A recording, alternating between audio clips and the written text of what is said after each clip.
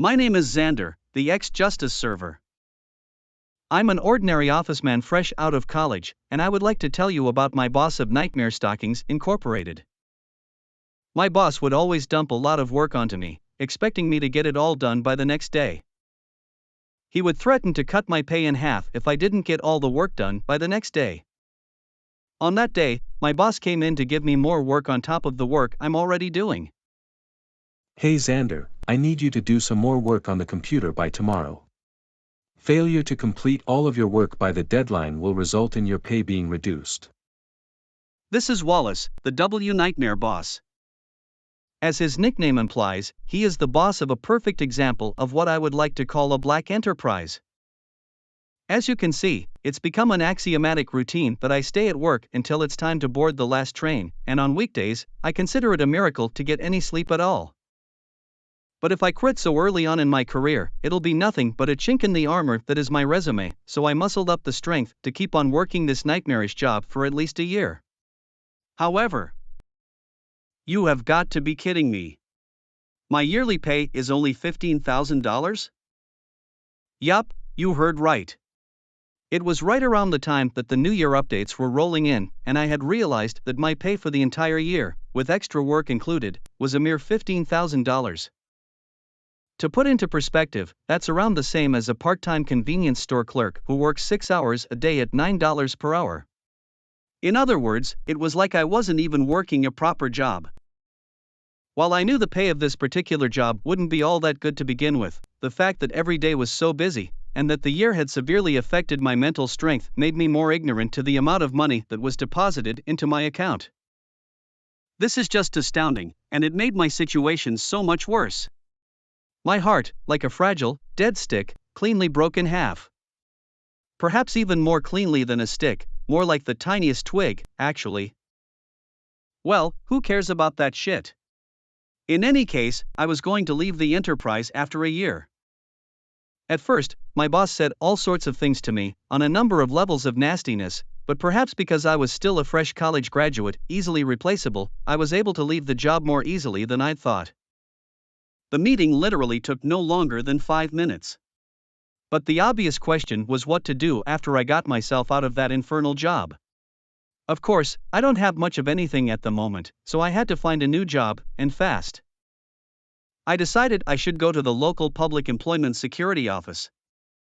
I waited, a trembling bundle of nerves, for a short while until my number was displayed, which was almost immediately.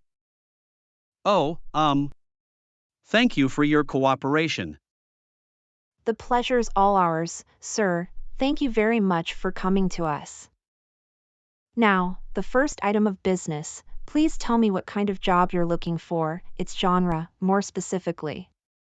It can be construction, office work, cooking jobs, or anything else.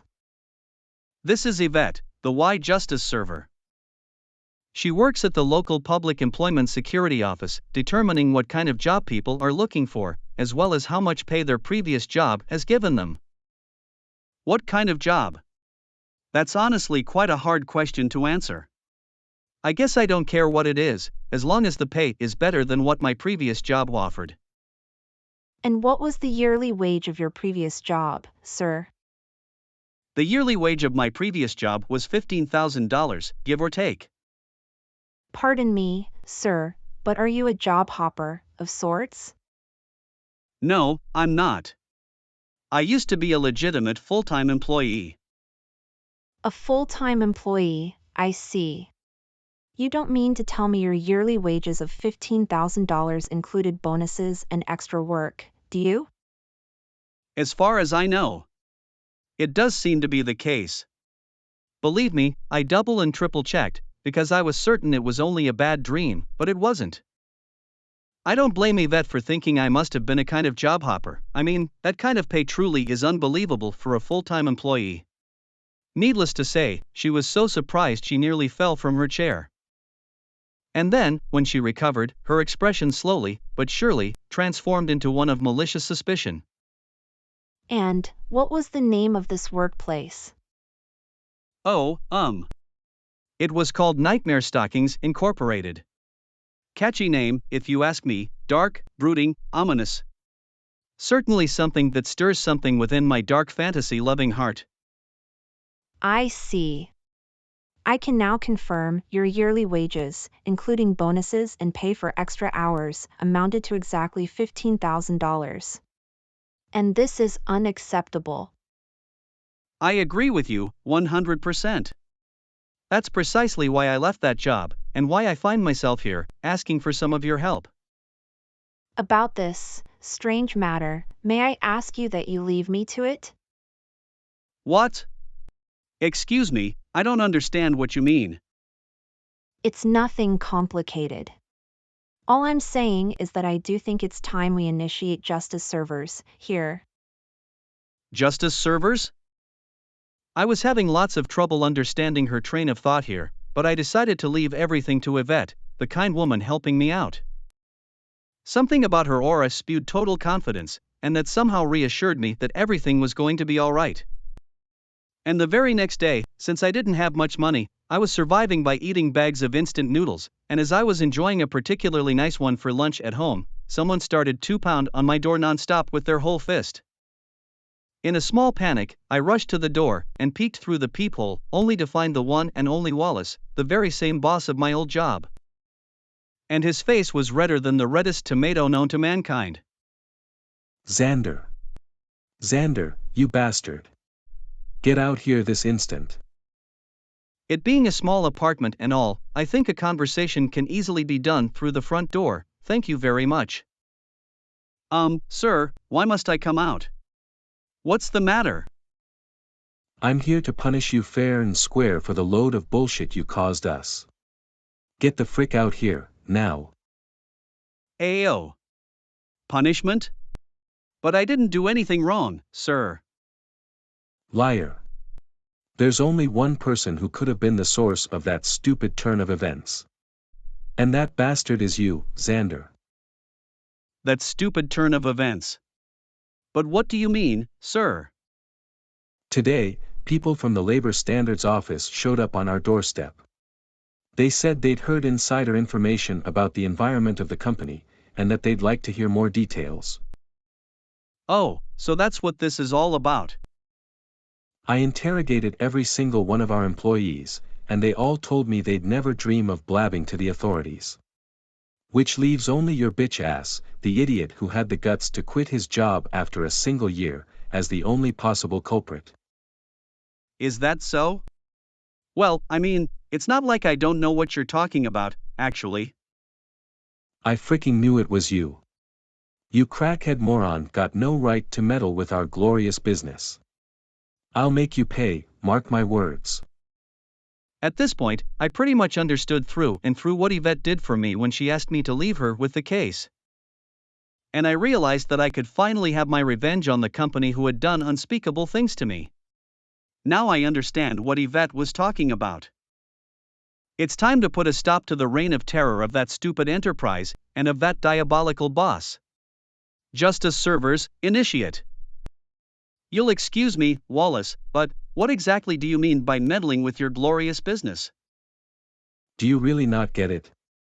Do I really have to explain things to you? This is why you're at the bottom of the food chain, you lousy maggot. I'll have you know, it's not like I went to them to complain about how bad my old job was. Even I know an employee wouldn't want to bring an entire company down to rubble and render a lot of people without jobs and salaries to survive out here. But then, why? After I left work, a few days later, I went to the local public security office to look for a good job. And so naturally, things would snowball from basic questions, like, what exactly was the work I did there, and how much was I paid for that work, and other stuff like that. I did what every decent civilian does, and told them the truth. Then why did the fricking Labor Standards Office people show up out of the blue? I suppose the person who was helping me out that day thought it was unacceptable once she'd heard my story, wouldn't you agree, sir? She was utterly shocked when she discovered my yearly wages. But that doesn't change the fact that you're responsible for our terrible situation right now. The hell you think you're doing? Thanks to you, our reputation is completely ruined, and I'm going to hold you responsible for the doom you brought to us all. But you heard it here first, all I ever did was tell Yvette the truth about my former job. I don't think that's anything worthy of any kind of punishment. It's not at all like I went to that establishment for the sole purpose of exposing that enterprise, perish the thought, sir, please. But what's been done has been done. It's no excuse. I'm going to sue you. You're going to give me the compensation I deserve after suffering the consequences of your stupid actions. And if you think that's going to happen, you must have a loose screw.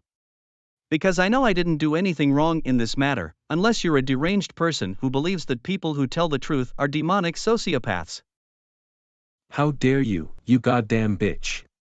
You never did your job well anyway, and yet now you think you're atop the podium, looking far and wide over the sufferings of lesser men because of your selfish acts of treason, smiling all the while. I'm not a goddamn dictator. And I never did my job well, huh?